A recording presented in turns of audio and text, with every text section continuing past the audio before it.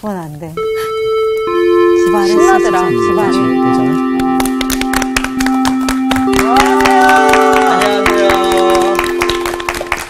안녕하세요. 네, 오랜만에 뵙습니다. 아, 방청객 여러분도 반갑습니다. 네, 오랜만에 만납니다. 우리 지금 무슨 공부하고 있는지 알고 오셨나요? 말라기요. 말라기 공부하고 있죠. 뭐 늘 얘기하지만 말라기의 말이 끝말은 아니라는 거. 그게 아니에요. 아니라는 거. 또 나 엉키려고 그러지, 지금. 지난번에 미란 씨 못 나왔을 때 네. 누군가를 놀렸어요. 네. 창훈 씨가 옆에서 귀띔을 해줬거든. 제가 그 말이. 얘기 들었거든요. 그 네. 얘기 들었어요. 무섭군요, 벌써. 네. 말라기가 어쨌든 그 구약 성서의 마지막 책이기 때문에 매우 중요한 메시지를 담고 있는데 문학적 특성에 대한 이야기를 했는데 기억이 나나요? 어떤 구조로 되어 있죠? 몇 개의 논쟁 구조로 되어 있는데 6가지 정도의 논쟁 구조입니다. 대개 구조가 어떻게 되죠? 하나님이 먼저 명제를 던져요. 내가 너희를 사랑했노라 라고 얘기합니다. 그럼 백성들이 뭐라고 얘기하죠? 언제요? 언제요? 우리 삶이 너무 힘든데. 너무 힘들어, 진짜. 네. 거기에 대해서 하나님이 이러저러 하지 않았느냐 네. 하고 얘기하는 구조였습니다. 그 다음에 두 번째가 뭐냐면 제사장들에 대한 이야기였거든요. 너희들이 내 이름을 멸시했어. 네네. 그렇죠. 우리가 언제요? 언제요? 그렇죠. 그러니까 거기에 대해서 하나님이 이러이러한 것이 나를 멸시한 것이 아니면 뭐냐 그렇게 말합니다. 그리고 세 번째는 뭐냐면 우리가 한 아버지에게서 태어났는데 왜 그 하나님을 우리 조상들의 언약을 욕되게 하느냐 이렇게 얘기합니다.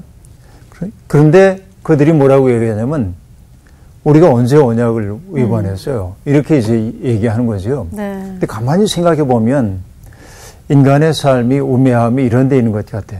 나는 잘 하고 있는 것 같아. 문제는 늘 다른 사람에게 있는 거죠. 여기에서는 하나님에게 문제가 있는 것으로 여기고 있습니다. 그래서 우리에게 필요한 것은 자기를 성찰하는 일입니다. 나를 돌아보고. 그러니까 우리가 제일 안 하는 게 뭐냐면 남 지적하는 건 굉장히 잘해. 네. 근데 자기를 돌아보는 일은 좀처럼 잘 안 합니다. 왜 그럴까요? 내가 잘하고 있는 거라고 생각하고. 네. 너무 어렵고 내가 싫고 맞다고 생각하니까. 어렵고 싫고. 힘들고. 사실 이게 재미나는 얘기인데 어려워서 얘기도 하고요.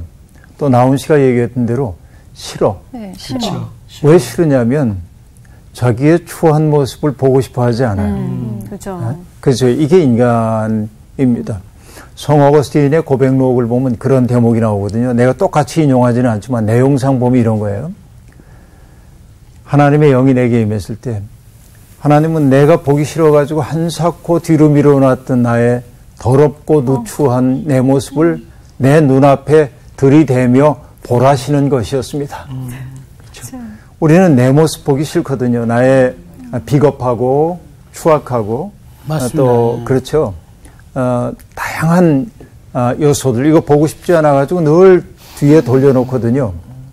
근데 재미나는 건 뭐냐면 나는 보지 못하지만 다른 이들은 보거든. 그렇죠. 이거를.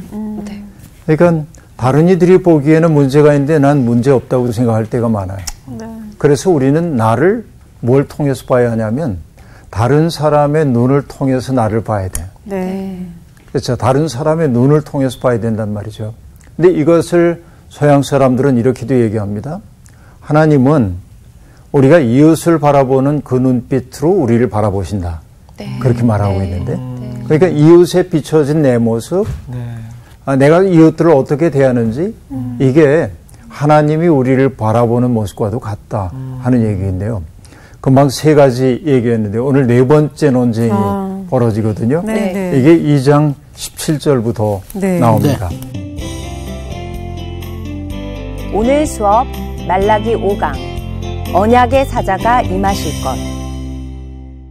2장 17절부터 3장 6절까지 오늘 공부할 건데 상훈 씨부터 읽어주세요. 너희가 말로 여호와를 괴롭게 하고도 이르기를 우리가 어떻게 여호와를 괴롭혀 드렸나이까 하는도다. 이는 너희가 말하기를 모든 악을 행하는 자는 여호와의 눈에 좋게 보이며 그에게 기쁨이 된다 하며 또 말하기를 정의의 하나님이 어디 계시냐 함이라.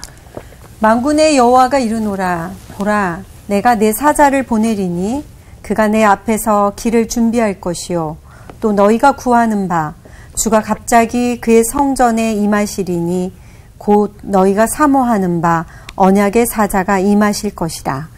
그가 임하시는 날을 누가 능히 당하며 그가 나타내는 때에 누가 능히 서리요.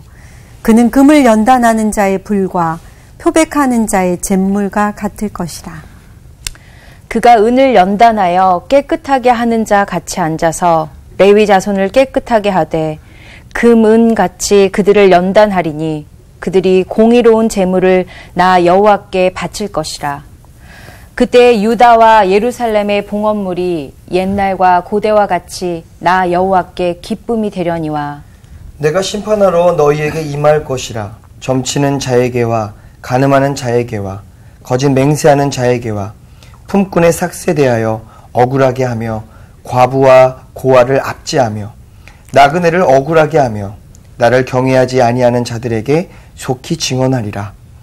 만군의 여호와가 말하였느니라. 나 여호와는 변하지 아니하나니 그러므로 야곱의 자손들아 너희가 소멸되지 아니하느니라. 네. 오늘 이제 네 번째 논쟁이 벌어지고 있는데 하나님이 그 백성을 향해서 뭐라고 얘기하고 계시죠? 네. 너희가 여호와를 말로 여호와를 괴롭게 하고도 이르기를 우리가 어떻게 여호와를 괴롭혀 드렸나이까 하는도다.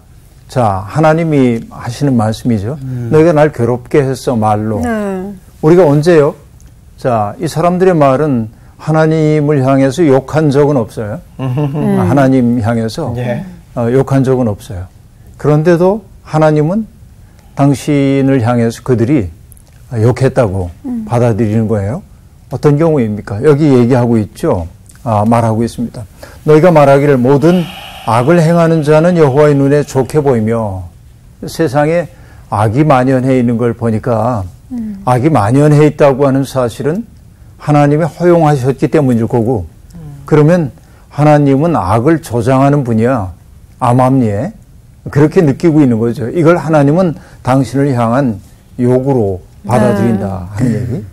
또 그렇게 악을 행하는 자가 하나님께 기쁨이 된다. 정말 그런가요?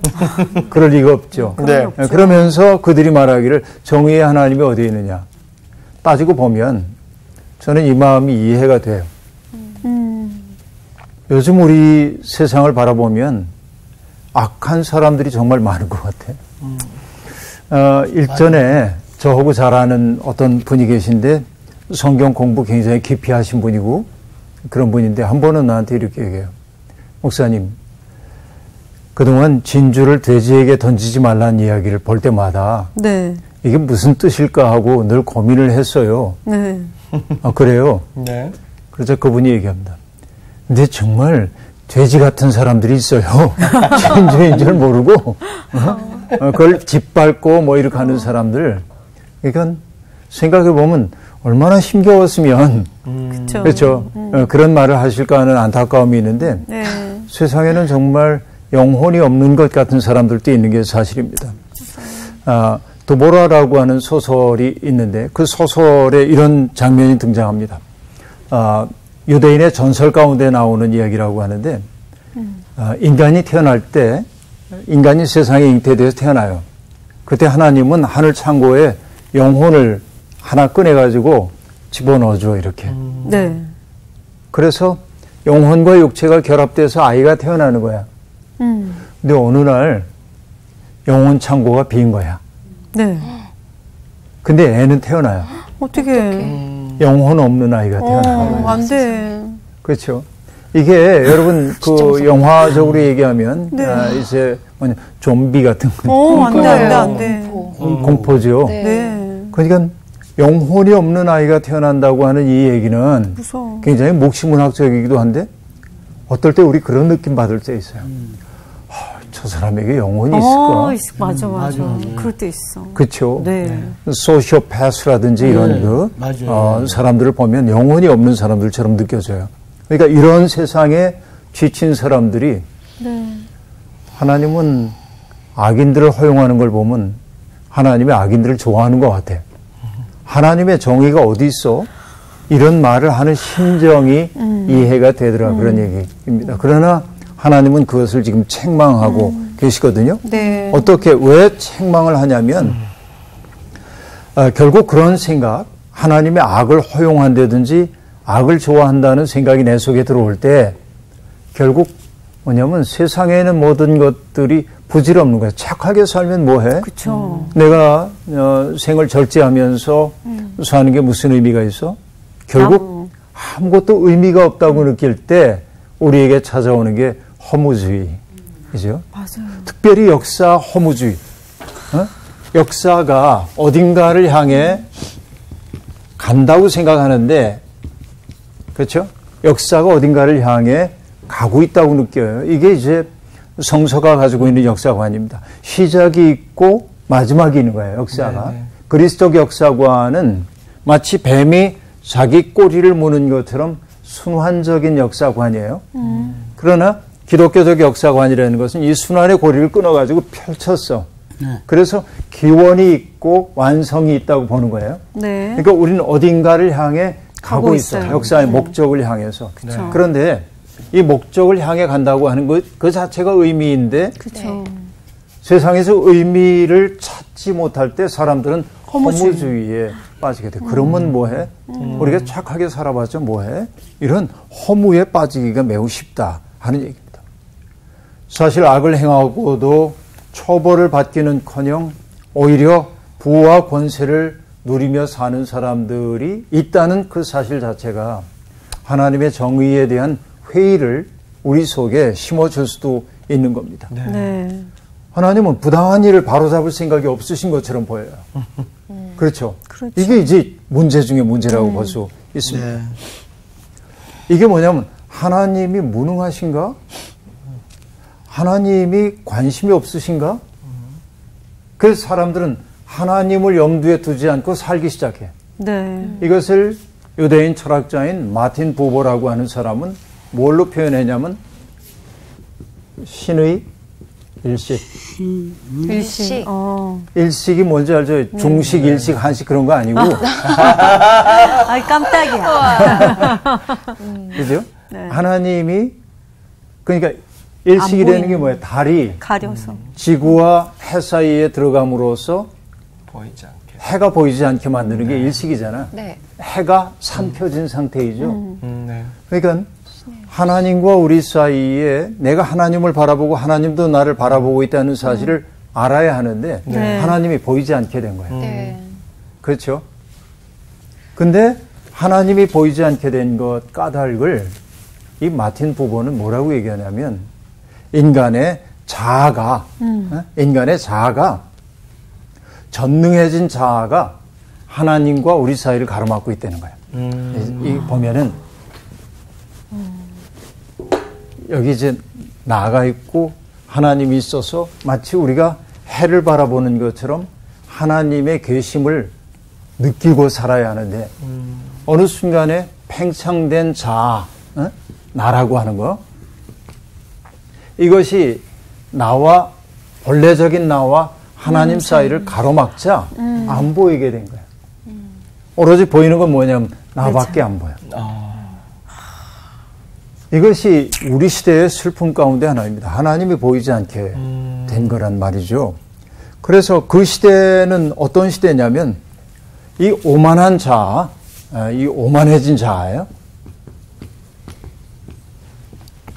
특색이 뭐냐면 만나는 모든 대상을 자기의 욕망을 이루기 위한 수단으로 돼.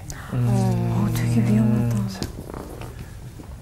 근데 결국 이런 누군가를 수단으로 대하게 시작할 때 우리에게 사라진 것은 뭐냐면 하나님 안 보인다. 여기에서는. 맞아요.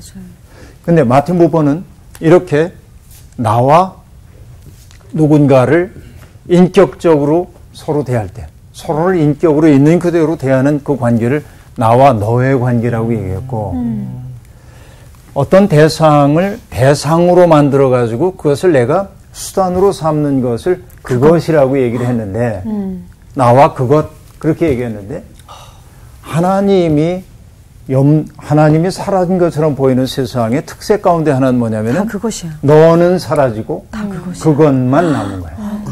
인간의 소외이고 이것을 우리가 사회학적 용어로 얘기하면 인간의 물화, 물건처럼 만드는 거예요. 참. 우리가 살고 있는 세상 그렇잖아요. 이 사람이 얼마나 효율적이고 얼마나 생산성을 갖고 있느냐를 가지고 따지거든.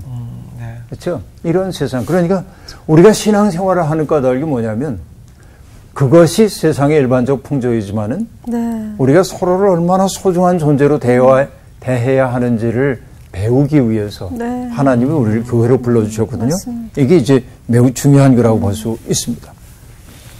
여러분, 하나님에 대한 기대를 접게 될 때 사람들은 정의를 추구하기보다는 세상에 적당히 발맞추어 살기 시작합니다. 그죠? 네. 현실에 적응하며 살게 된다 하는 얘기입니다. 그래서 여러분, 이것을 이런 태도를 문학가들도 표현을 했는데 여러분 혹시 도스토옙스키라고 하는 소설가 아셔요? 네, 들어봤습니다. 네. 유명하잖아요. 네, 네. 네. 대표적인 소설이 도스토옙스키의 죄와 벌, 아. 또 카라마조프가의 네, 형제들 형제들. 이런 책들이 있잖아요. 네, 네. 대표적인 책. 죄와 벌 알잖아. 네. 이게. 근데 이 도스토옙스키가 이렇게 얘기합니다. 신이 없다면 모든 것이 허용된다.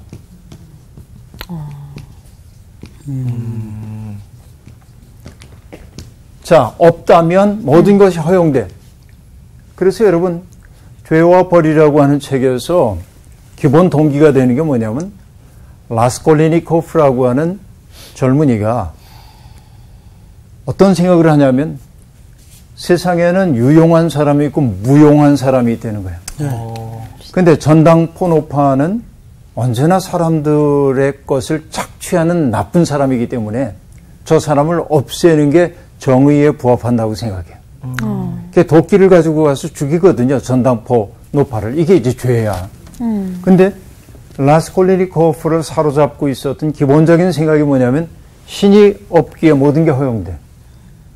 신이 없는 자리에 그가 숭배의 대상으로 삼고 있는 게 뭐냐면 초인, 니체의 초인 같은 존재. 이 초인은 인간이 가지고 있는 윤리와 도덕에 구애받지 않는 거예요. 그러니까 나폴레옹 같은 사람도 일종의 초인이라는 거예요.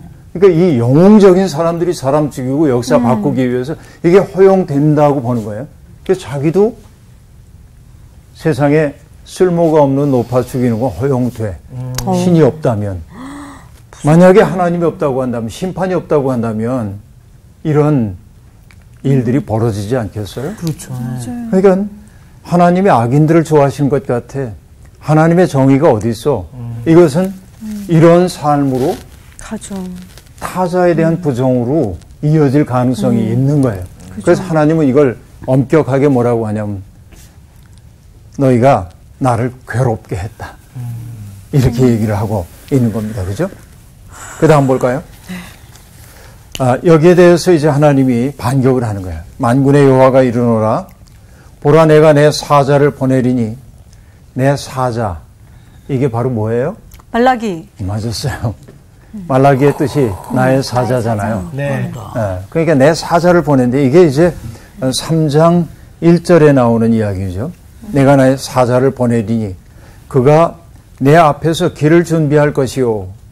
또 너희가 구하는 바 주가 갑자기 그의 성전에 임하시리니 곧 너희가 사모하는 바 언약의 사자가 임하실 것이라 라고 말합니다.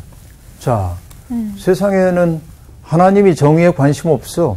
하나님이 악인들의 번성을 기뻐하시는 것 같아. 이렇게 난장판이 되어버렸어요. 네. 그때 하나님이 하시는 일은 뭡니까? 사자를 보내. 이 난장판인 세상을 질서 있게 바꿔야 돼. 그러기 위해서 보내는 게 나의 사자입니다. 그렇죠? 내가 나의 사자를 지금 보낼 거다. 그리고 그가 내 앞에서 길을 준비할 것이요. 라고 말합니다. 여러분, 이 대목에 이르면 떠오르는 사람이 하나 있잖아요.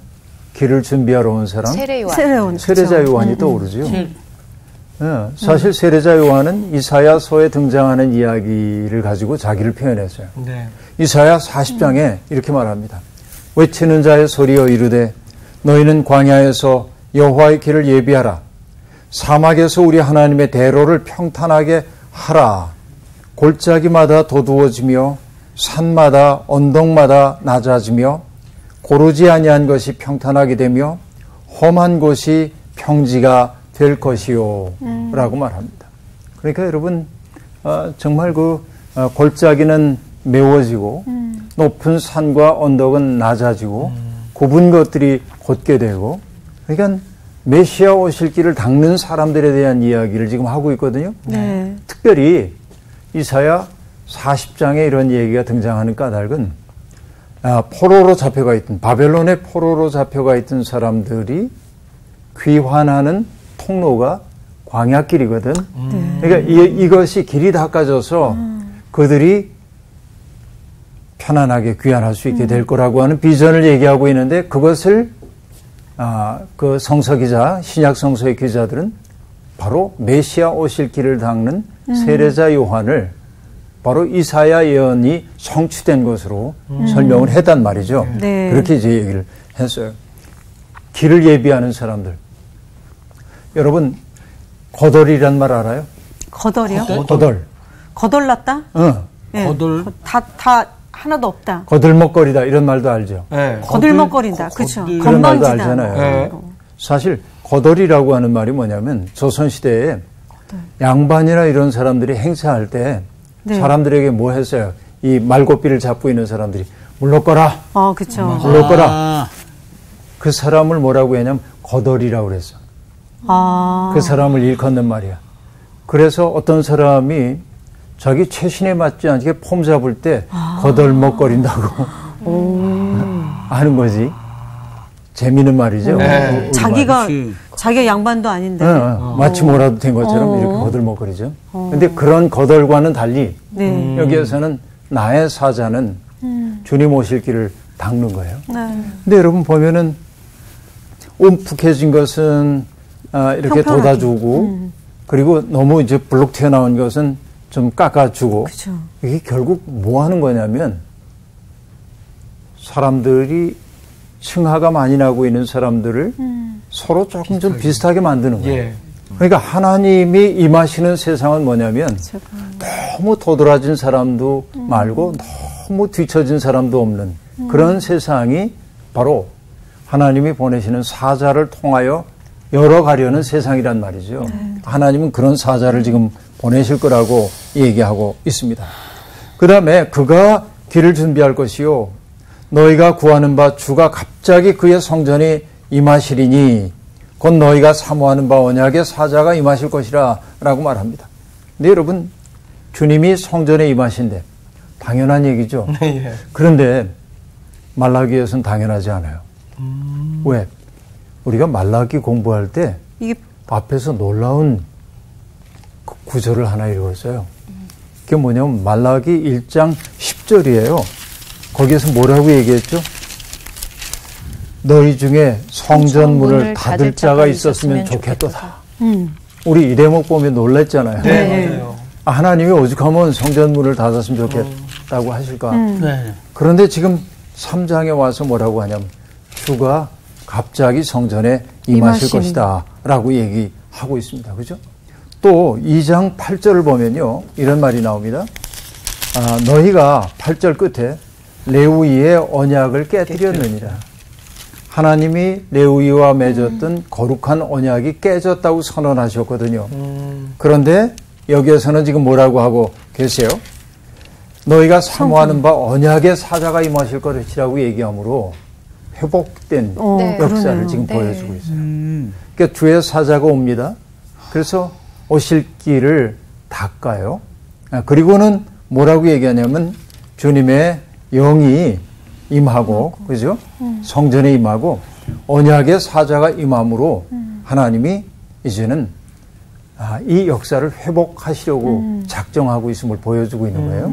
그죠? 희망입니다.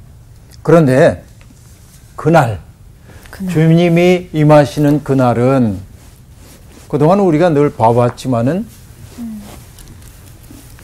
궁극적으로는 그날은 회복의 날이지만 그죠? 무너졌던 것들이 회복되는 날이지만 그러나 회복은 낡은 기초 위에 집을 짓는 것이 아니고 낡은 기초가 무너지는 곳에 세워지는 새로운 질서가 회복이에요. 네. 그러면 이 회복이라고 하는 것이 있기 위해서는 뭐냐면 낡은 질서는 무너져야 하고 새로운 기초가 그렇죠. 세워져야 하죠. 네. 이것이 뭐냐면 심판입니다. 하나님의 심판이라고 하는 것은 우리가 토하여 있던 낡은 삶의 기초를 무너뜨리는 거예요. 더러워진 그것들을 무너뜨림 혹은 정화하는 거예요. 깨끗하게. 그렇죠? 무너짐을 통해서 깨끗해지는 거예요. 여러분 어떤 분이 깨끗이라고 하는 이 말을 뭐라고 얘기했냐면 이거는 깨닫다의 깨일 수도 있고요. 깨뜨리다 될 수도 있습니다. 옛 것이 깨뜨려지고 우리가 궁극적으로 당도해야 하는 끝, 우리의 목적, 그것에 잇대어 있을 때 깨끗해진다는 거예요. 내가 낡은 것들이 무너져야 깨끗해져. 낡은 것들이. 바로 그게 심판으로 나타나고 있는데 여기 뭐라고 얘기합니까? 그분이 임하시는 그날이 곧 심판의 날이거든요. 아무도 그 심판을 왜 이러십니까? 라고 얘기할 수 없어요. 무너뜨릴 수가 없어요. 그런데 하나님은 금을 연단하는 자의 불과 표백하는 자의 잿물과 같을 것이다. 이렇게 얘기합니다. 여기 연단이라고 한 뜻의 짜레프라고 하는 히브리어는요. 찌꺼기를 제거한다라고 하는 뜻을 가지고 있어요. 그러니까 이것들을 무너뜨리고 정화하는 까닭은 뭐냐면 찌꺼기 속에 있는 순도 높은 순수한 것들을 드러내기 위한 거예요. 그렇죠? 깨끗하고 맑은 것들을 드러내요. 네. 그때 회복되었다고 말할 수 있기 때문에 그렇습니다. 때때로 여러분 우리가 병에 걸리면 여러분 병처럼 싫은 게 없죠. 네. 병 걸려서 너무 좋아 이런 사람은 없어요. 이제 병 걸리면 정말 힘들어. 그 심리적으로 일단 두려워져요. 네. 이게 내가 큰일 난 거 아니야? 그런 생각이 들기도 하고. 근데 병이 심각해지면 뭘 하냐면 구조조정을 시작합니다. 그동안 내가 이 일 너무 바빠서 절대로 내가 시간 낼 수 없어 그랬는데 갑자기 병에 걸려서 위기가 내게 닥쳐오면 다른 일들이 무의미하게 변해. 다 내려놓고 자기 삶에 대한 구조조정을 시도하지 않을 수가 없는 거죠. 그래서 고난을 기뻐하는 사람은 세상에 아무도 없으나 고난이 없다고 한다면 인간의 삶도 엉망일 가능성이 있어요. 때때로 고난이라고 하는 것은 예기치 않게 다가오는 고난은 우리의 삶을 구조조정하라고 하는 부름일 수도 있어요. 그러니까 여러분 일 수도 있다라고 얘기했어요. 나는 네. 이다가 아니에요. 네. 그러니까 모든 고난, 누구 고난당한다고 얘기할 때 미란 씨가 고난을 당하고 있는데 미란 씨에게 닥쳐온 고난은 이래서 온 거야. 이렇게 얘기하면 안 돼. 네. 근데 다만 미란 씨가 해야 할 일은 뭐냐면 그래 닥쳐온 이 고난이 내게 요구하는 바가 뭘까 생각할 수는 있죠. 네. 이게 창의적인 삶의 방식이라고 얘기할 수 있어요. 네. 그러니까 결국은 이게 낡은 것들이 무너짐으로 그렇죠? 정화가 일어나고 그 정화의 결과가 순수한 삶, 하나님을 믿는 사람들에게 있어서 순수한 삶이 되는 것은 뭐냐면 하나님의 마음을 품고 사는 것일 거란 말이에요. 네. 그걸 지금 얘기해 주고 있어요. 결국 연단하는 자의 불과 표백하는 자의 잿물과 같을 것이다 하고 말합니다. 사실 이 잿물 얘기는 성경에 덜어 나와요. 이사야 1장 25절을 보더라도요.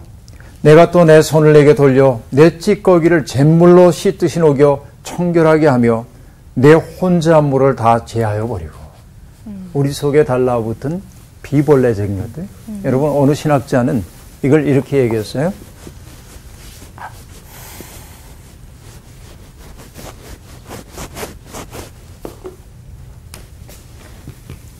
비본래적. 본래적인 것. 비본래적인 것들이 있어요. 이게 참 어려운 말이긴 해요. 네. 여러분, 이거 이제 authentic 하다고 얘기해 본래적이라고 하는 얘기인데, 이것과 관련되는 단어가 뭐냐면 저자를 뜻하는 author. 저자야. 그러니까 이게 뭐냐면 독자적인 거야.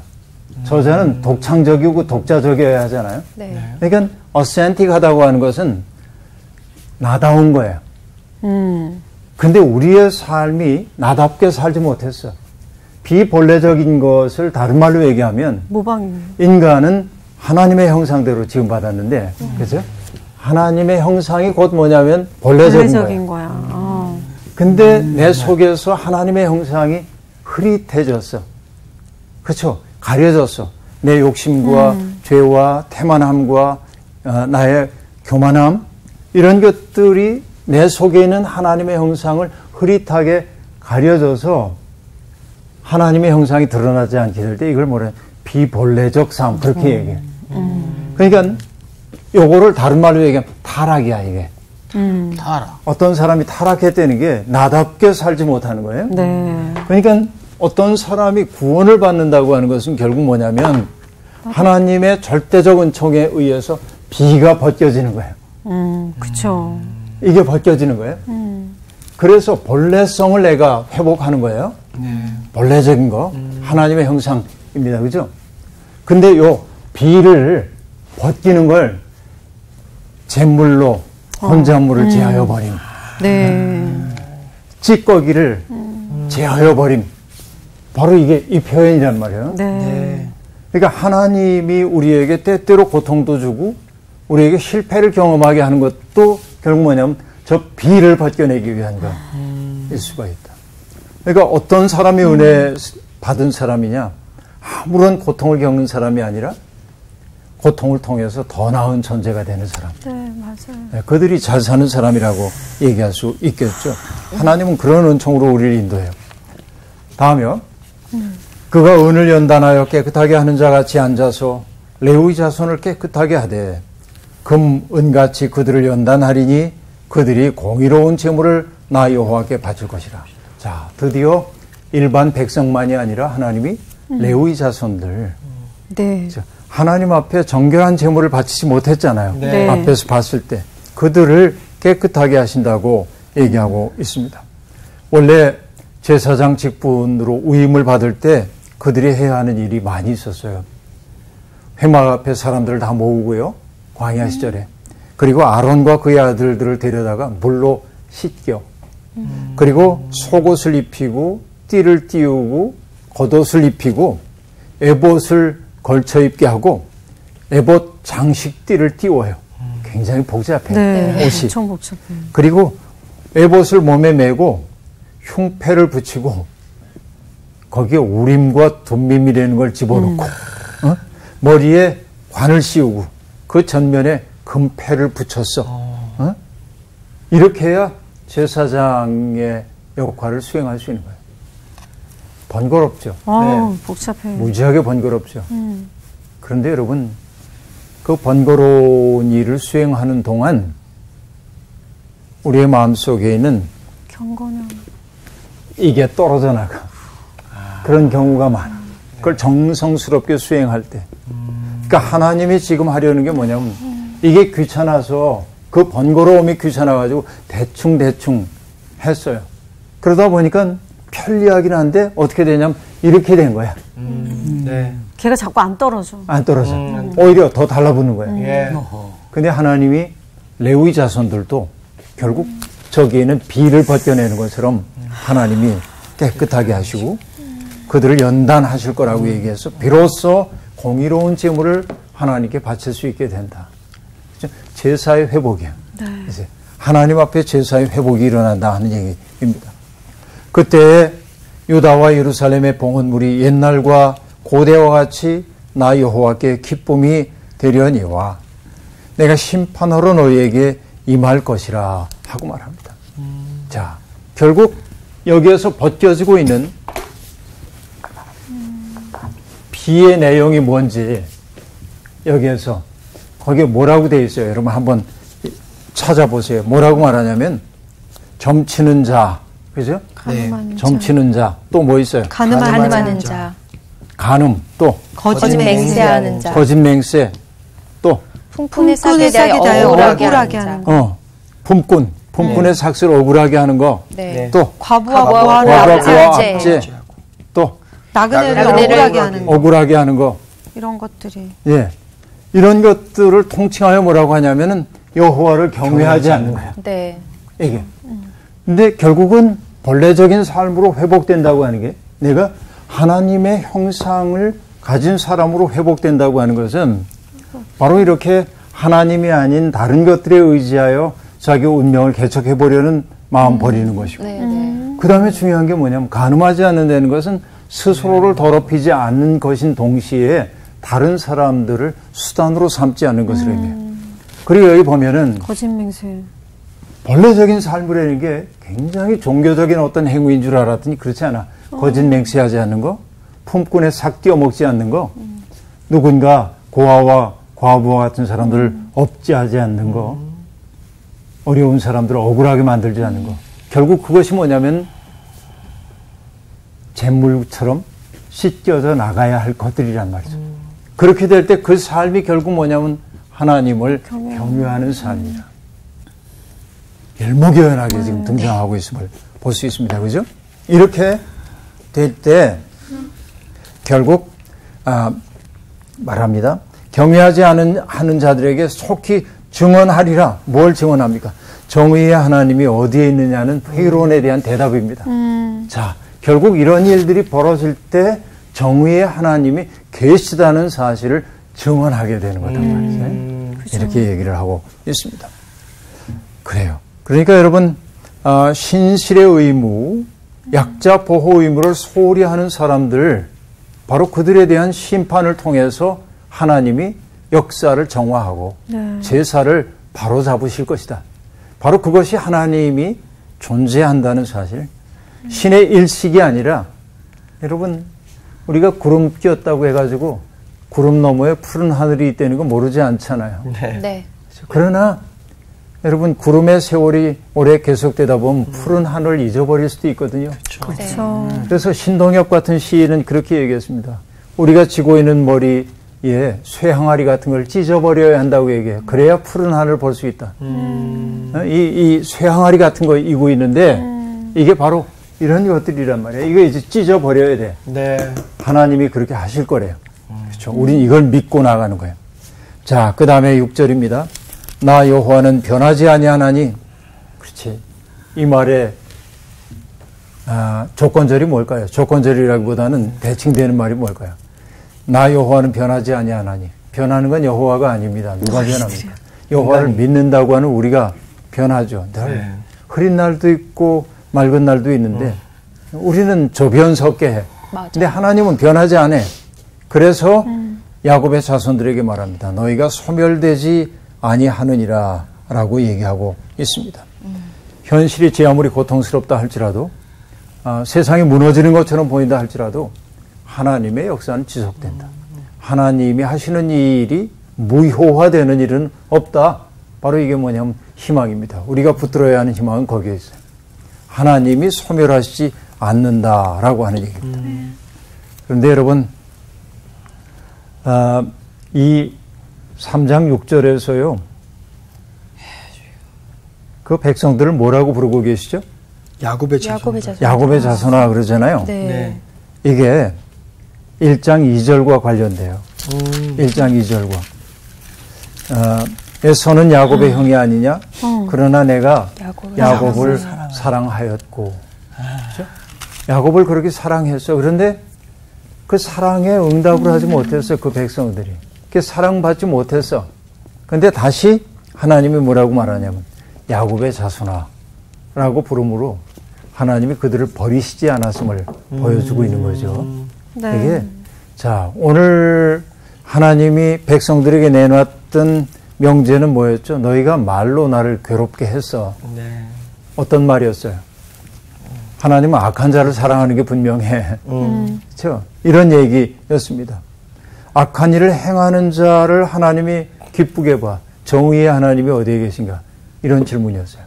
그러나 하나님이 정의의 하나님이 존재한다는 사실을 보여준다고 얘기했고 그 보여줌이 결국 뭐였어요?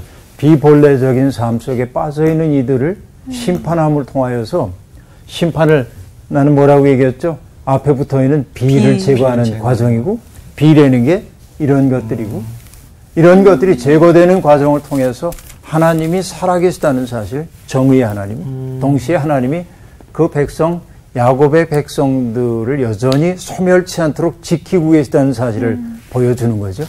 이게 네 번째 논쟁이었습니다. 오늘 수업 여기서 마칠게요. 고맙습니다. 감사합니다. 감사합니다.